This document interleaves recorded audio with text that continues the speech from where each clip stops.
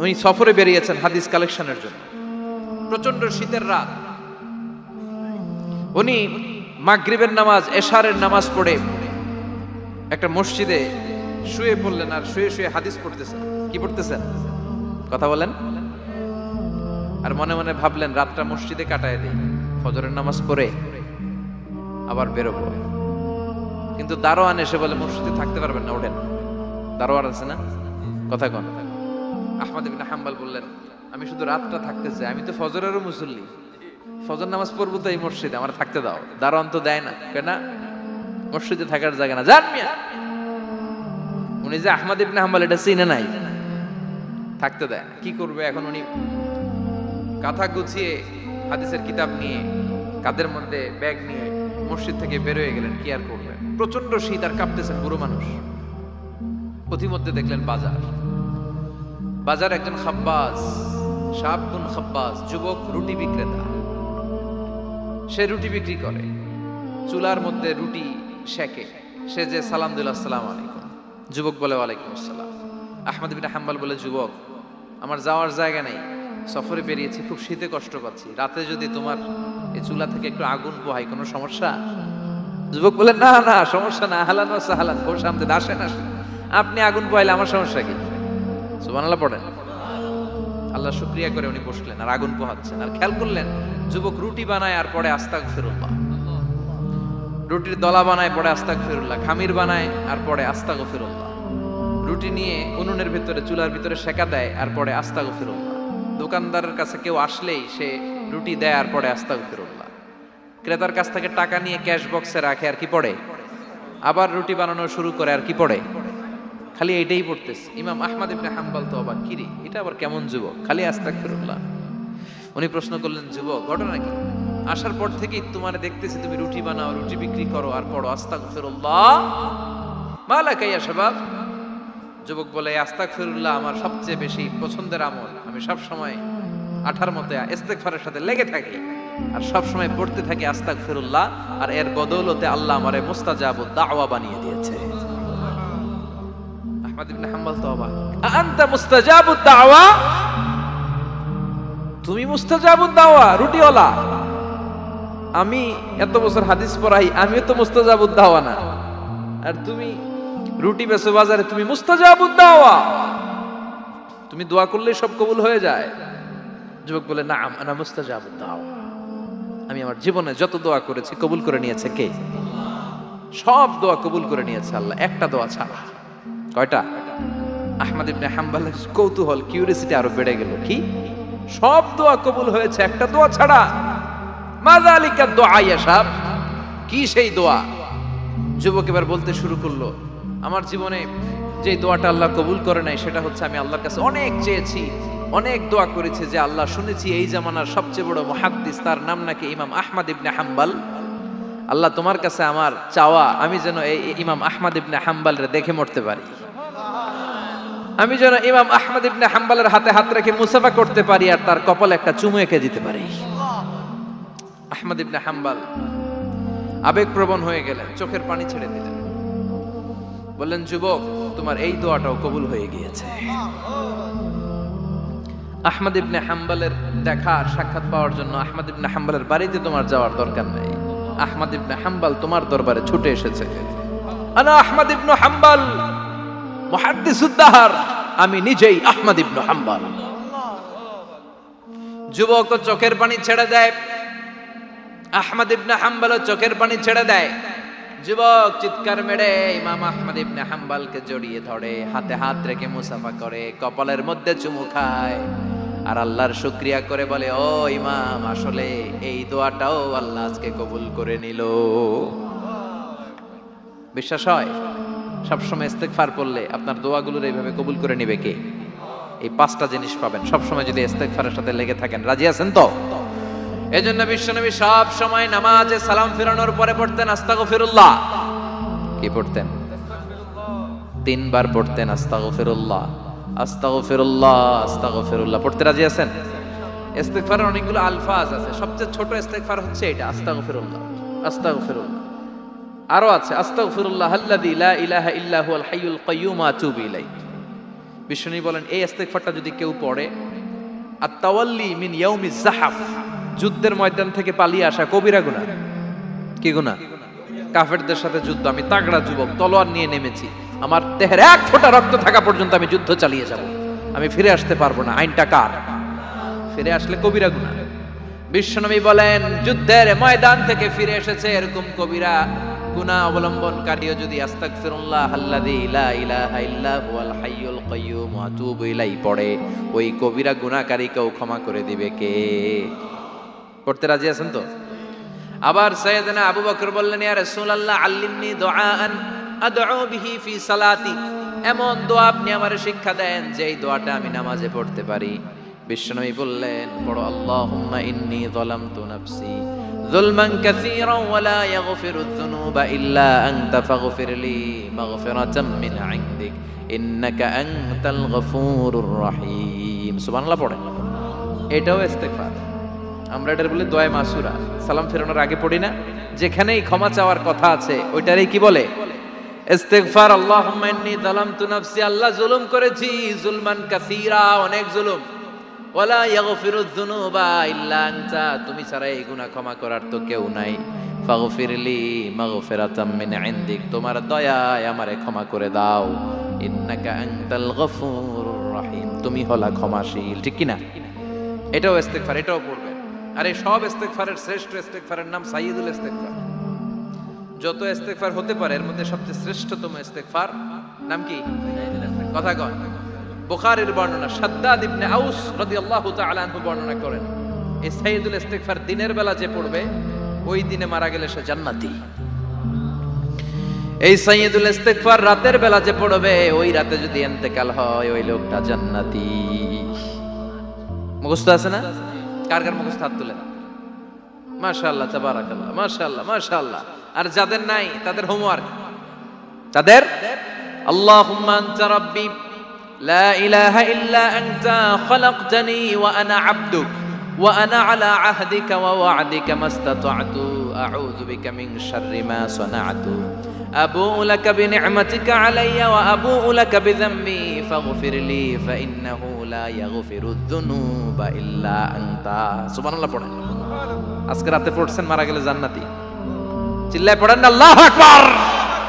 এজন্য বিশ্বনবী বলেন আমার আগের গুনাহ মাফ, পরের গুনাহ মাফ, তারপরেও প্রতিদিন আমি 70 বার তওবা ইস্তেগফার পড়ি। আজকে থেকে পড়তে রাজি আছেন তো? বেশি বেশি ইস্তেগফার পড়া যাবে না?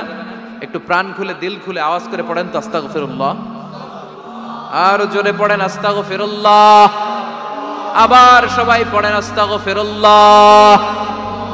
সব সময় তওবা ইস্তেগফার যারা পড়ে তাদেরকে পছন্দ করে কে? সব সময় জিকির করে করে জিহ্বাটারে যারা ভিজিয়ে রাখে তাদেরকেও পছন্দ করে কে?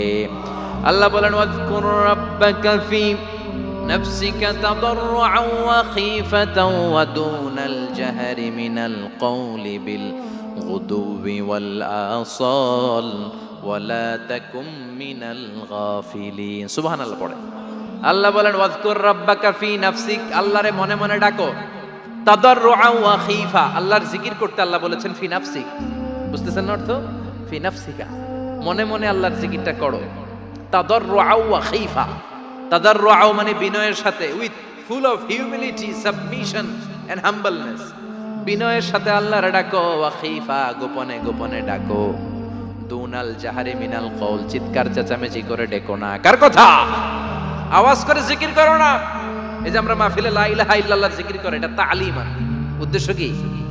তালিমের জন্য আওয়াজ করে জিকির জায়েজ আছে, কিন্তু ব্যক্তিগত জিকিরের যে ইবাদতটা এটা আস্তে আস্তে হইতে হবে, এটা ভদ্রভাবে হতে হবে, চিল্লাচিল্লি করে নয়। আবার তালিমের জিকির ওইটাও ভদ্রভাবে। ইন্নাল্লাহা জামিল ইউহিব্বুল জামাল, আমার আল্লাহ সুন্দর, আমার আল্লাহর জিকিরের মধ্যেও সৌন্দর্য আছে না নাই? কিন্তু এদেশে জিকিরের ভেতরে লাফালাফি আছে না নাই?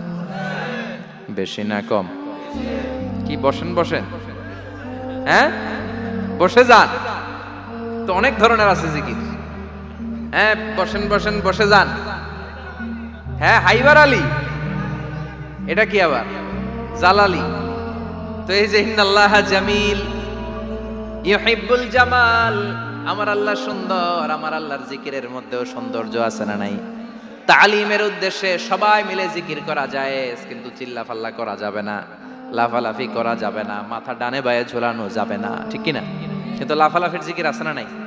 লাফাইতে লাফাইতে, হ্যাঁ, গাছের আগায় বাঁশের আগায়, আবার যিনি জিকির পরিচালনা করে ওনার কান্দে যায় ওঠে, আছে না নাই? বিশ্বনবী সাহাবীদের নিয়ে জিকির করছেন, সাহাবারা লাফাতে লাফাতে খেজুর গাছের আগায়, হাদিসে আছে না এটা? বিশ্বনবী সাহাবাদেরকে নিয়ে জিকির করছেন, লাফাতে লাফাতে আবু বকর বিশ্বনবীর কান্দের উপরে, আছে হাদিসে আছে। এটা জিকির নয়। কি সুন্দর দেখেন, ইসলাম বোঝা কত সহজ। ওয়াজকুর রাব্বাকা ফি নাফসিকা তাদাররুআ ওয়া খাইফা, গোপনে জিকির করো, ভদ্রতার সাথে বিনয়ের সাথে জিকির করো। ওয়ালা তাকুম মিনাল গাফিলিন দুনাল জাহারি মিনাল কওল, চিৎকার চেঁচামেচি করে জিকির করো না।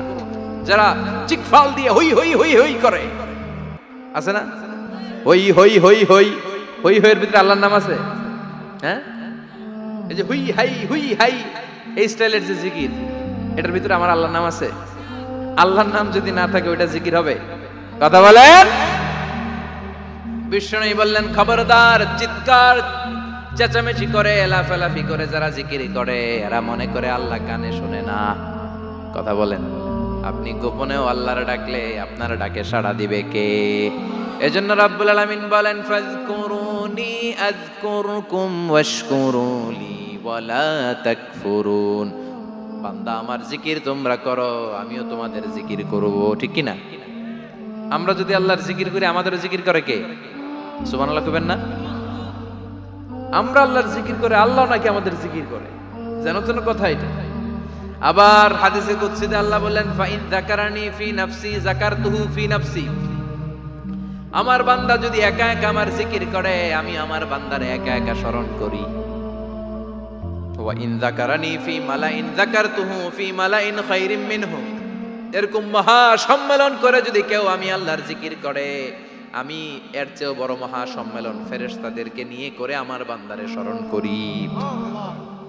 ওয়া ইন তাকাররাবা ইলাইয়া শিবরান তাকাররাবতু ইলাইহি যিরাআন। আমার বান্দা যদি আমার দিকে এক বিঘত আসতে চায় আমি আমার বান্দার দিকে এক হাত এগিয়ে যাই।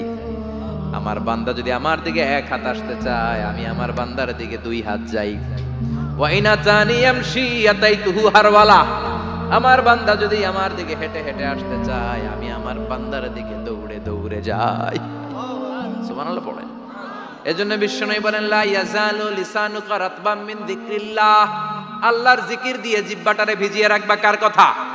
চিল্লায় বলেন কার কথা? সবসময় আল্লাহর জিকির করতে রাজি আছেন তো? সবচেয়ে শ্রেষ্ঠ জিকির বিশ্বনবী বললেন, আফদালু যিকরি লা ইলাহা লা ইলাহা